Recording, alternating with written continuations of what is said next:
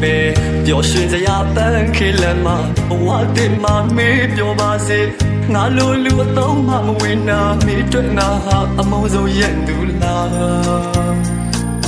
ဒီဘဝမှာတော့မင်းနဲ့မဖြစ်နိုင်ပဲအတိတ်ဆူတောင်းမှခဲ့လေလေကွာ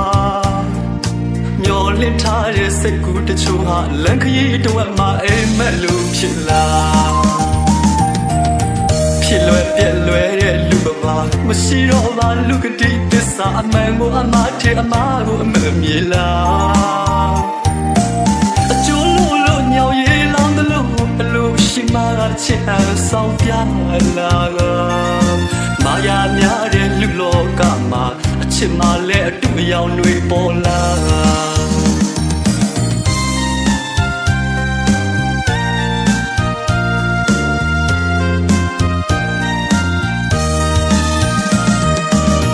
ချစ်မုန်းတွေမရှိတဲ့တနေရာ